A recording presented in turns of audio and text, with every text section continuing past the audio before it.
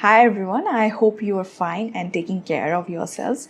So today I'll be talking about this non-fiction book called Daring Greatly, written by a researcher called Brene Brown. Personally, this book has been really helpful to me and I hope it will be of help to you as well in case you want to read it. So the author Brene Brown researches on topics of shame, vulnerability, empathy, etc. And she is commonly known as shame and empathy researcher. So a few years back, she gave this TED talk called The Power of Vulnerability, which has over millions of views, and I remember watching that video and really loving it. But I did not get around to reading one of her books. But recently I picked up one of our most cherished books, which is called Daring Greatly. So the full title is Daring Greatly: How the Courage to be Vulnerable Transforms the Way We Live, Love, Parent, and Lead. First of all, I have to applaud this book for the extensive research that has gone into it, and also the way it's written and the way the author talks about some of the most significant topics about life. The book tells us about the importance of vulnerability and how vulnerability and courage are correlated.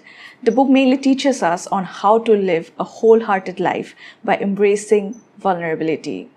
The topic at the core of this book is vulnerability. When we think about the word vulnerability, we take it to be this overtly negative thing. One of the most common answers to the questions, when do you feel the most vulnerable, is when we are afraid, when we do not know how things are going to turn out, when we are trying to have a difficult conversation, when we are doing anything that opens us to criticism and judgment, when we do not know how to fix things. Another counterpart of fear is shame. Our vulnerability arises when our shame is triggered. For example, if we fail at something, or if we do not live up to the expectations of others as well as ourselves, when things don't turn out the way they are supposed to. And then when we feel vulnerable, we shut ourselves off. We try to hide ourselves or protect ourselves. The protection mechanisms may differ from person to person, but ultimately through this protection mechanism, we all are trying to disengage from ourselves as well as our surroundings. And in order to live the most authentic life, we need engagement. We need to show ourselves and we need to be courageous enough. And vulnerability is associated with these actions. So we need vulnerability. But we need to engage with vulnerability in such a way that it helps us to live a great life. We need to embrace vulnerability in a way that we do not constantly get tortured by those negative consequences of shame, fear, risk, emotional exposure, etc. A very important concept in this book is wholehearted living. The people who have enough resilience to shame and engage with their vulnerability in the most effective manner possible lives the most wholehearted lives. And through extensive research, the author has tried to find out the differences between the groups of people who live the most wholehearted lives and the ones who do not do so. And she has deduced the prerequisites needed to live the most wholehearted life. By the definition of the book, the author defines wholehearted lives or wholehearted living as follows. Wholehearted living is about engaging with our lives from a place of worthiness. It means cultivating the courage, compassion, and connection to wake up in the morning and think, no matter what gets done and how much is left undone, I am enough. It's going to bed at night thinking, yes, I'm imperfect and vulnerable and sometimes afraid, but that doesn't change the truth that I'm also brave and worthy of love and belonging. Wholehearted lives does not mean that these people have less struggles and concerns in their lives, or that they haven't gone through trauma or other related stuff. But despite everything that happens in their lives, they are able to feel that they are worthy of belonging and love, that they are enough. The author has said that these people have developed practices that enables them to believe in their own worthiness. And through the extensive research and through her interactions with several groups of people, she has found out that these kind of people, they are not afraid to be vulnerable, that they are willing to be vulnerable at all costs, at all moments. And this is what makes their life so wholesome. The very important catalyst or aspect of such wholehearted lives is vulnerability. There are many aspects of wholeheartedness, but the most common or the most basic are vulnerability and worthiness. We might face uncertainty, emotional risk, emotional exposure, and we might still believe that we are enough. And that's what it means to be vulnerable or to embrace vulnerability and to believe in our worthiness. We associate vulnerability with dark emotions like shame, sadness, grief, etc. But ultimately, vulnerability is also the source of love, belonging, joy. Vulnerability is the way in which meaningful relationships are formed. And Brene Brown, she describes this word or this term, vulnerability, with examples. For example, we might put our work or our art or our ideas or stories out there in the world, and there's no guarantee that those will be accepted or appreciated or acknowledged. There's a lot of uncertainty and risk associated with this. But we still do it, and that's vulnerability, that's courage. The other thing would be to never do it, and that's worse. Vulnerability is natural. It's a feeling, but we confuse feeling with failing and emotions with liabilities, according to the author. Vulnerability is taking off the mask. Vulnerability is not about oversharing, but sharing in the most appropriate way and connecting to ourselves as well as others. The author talks about shame resilience as the key to embracing vulnerability. To describe the terms shame and shame resilience, I take a few examples from the book. So what happens is that when we put ourselves out there, there's obviously going to be criticism and disappointment. And shame will be that feeling where we would be like, oh no, this was a huge mistake. Why did I do this? I was never good enough to have done this. And blah, blah, blah. On the other hand, shame resilience will be like, I know this hurts. This is disappointing, but I did my best. Success, recognition, approval do not define me and my work. My motive was to be courageous, and by putting myself out there, I was being courageous, and that's what matters. Next time, I would do the same thing in a better way, perhaps.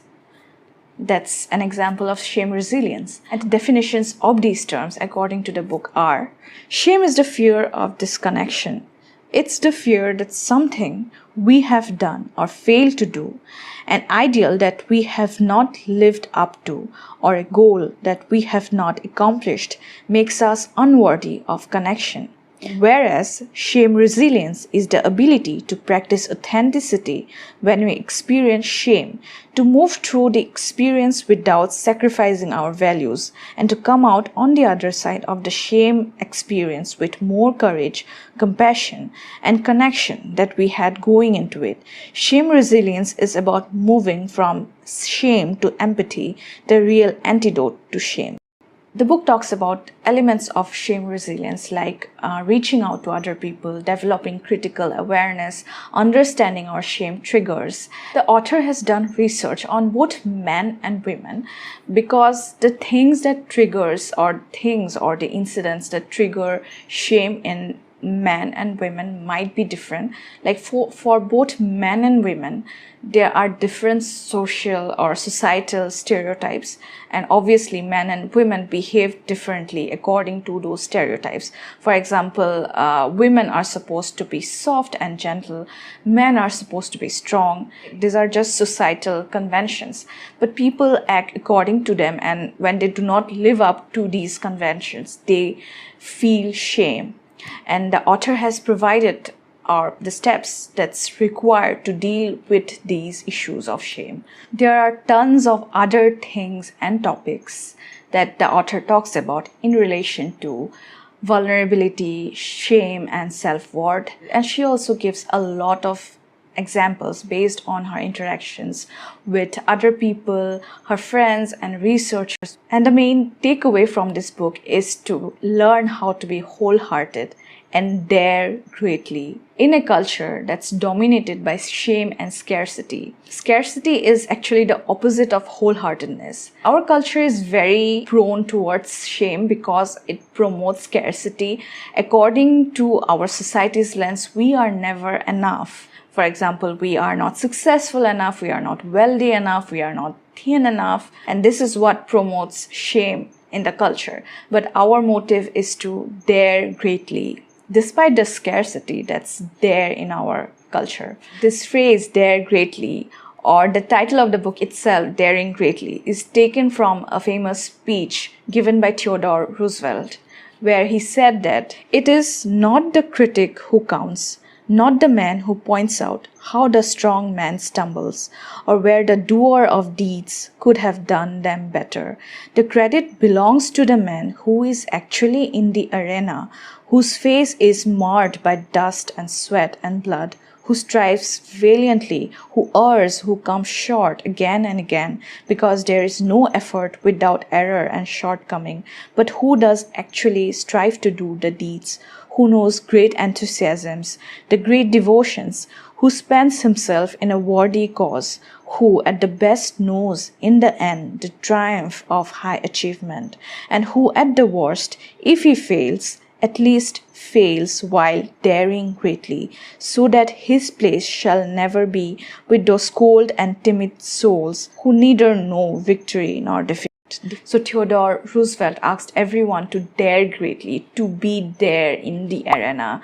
In other words, to put ourselves out there, because he has stated that even if we fail, at least we have failed while daring greatly. We were not the bystanders who were just criticizing the ones who were at front. We can never be perfect. It's unreasonable to think that we will be someday free from our flaws and then we can put ourselves out there. The book provides a lot of steps and examples on how one should dare greatly. And in other words, how one should live a wholehearted life, because daring greatly and wholehearted living, these are same things. And vulnerability, courage, and shame, resilience helps us to dare greatly and to actually be there in the arena. I loved all the concepts of vulnerability, shame, resilience, worthiness, etc., and how the author used a lot of practical examples to prove her point or to explain things in such an organized way. I loved how Brene Brown has gone so deep into her research in order to understand these core human values of vulnerability, shame, etc. This book is more detailed in a good way. This is both theoretical and practical.